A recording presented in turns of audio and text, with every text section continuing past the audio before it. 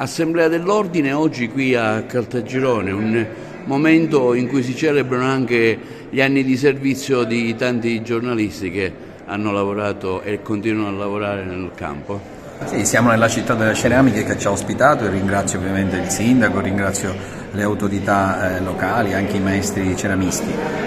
Caltagirone ha ospitato il Consiglio, ha ospitato l'Assemblea, è stato approvato il bilancio, è stata approvata la relazione del sottoscritto, dialogo sempre aperto con il mondo del giornalismo, tra luce ed ombra ovviamente, perché il nostro è un mondo in grossa difficoltà, anche perché nel futuro c'è l'intelligenza artificiale che in più di un'occasione può provocare problemi, speriamo che non accada, però festeggiamo coloro che hanno tagliato il prestigioso traguardo dei 35 anni di iscrizione tra professionisti e pubblicisti e i 50 anni tra professionisti e pubblicisti. Lasciami ricordare e ringraziare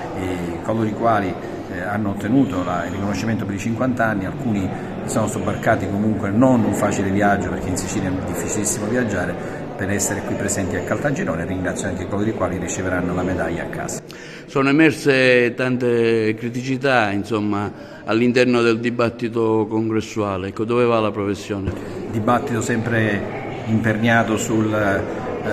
linee dell'educazione, del rispetto, però è chiaro che c'è un momento difficile, la nostra professione è delineata all'interno di un imbuto, difficilissimo poterci entrare, crisi editoriali, contrazione della vendita dei giornali, contrazione degli ascolti, bisogna fare qualcosa a livello nazionale, quindi ci sarà un cambio anche intanto della legge elettorale che ci permetterà di andare al voto rapidamente, senza fare 3 turni di votazione, poi bisogna trovare delle formule per l'ingresso in professione diverse, per evitare che si possa arrivare ad avere un tesserino professionale dopo i passaggi burocratici e gli esami, ma avere anche la possibilità di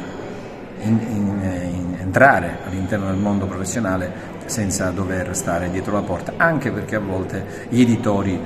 evitano il confronto o per lo più cercano di contrarre i posti di lavoro. Senti, è emerso anche il fatto che è diminuito un calo di interesse dai giovani verso la professione, cosa che invece prima non succedeva. I giovani sono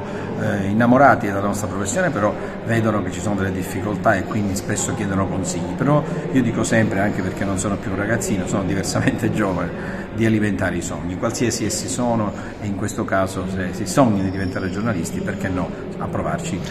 si fa sempre bene. L'avvento dei social ha un po' modificato il comportamento nel settore? Molto, l'ha modificato e spesso in peggio, perché ci siamo fatti sfuggire di mano, soprattutto gli editori, questo strumento bellissimo. Sono delle autostrade lunghissime, senza caselli dico io, però è chiaro che bisogna lavorarci, bisogna stare molto attenti.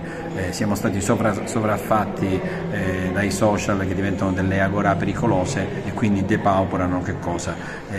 la figura del giornalista, che è una figura che screma la notizia, la porta con un doppio controllo anche alla fruizione del cittadino. Questo bisogna recuperare la funzione e la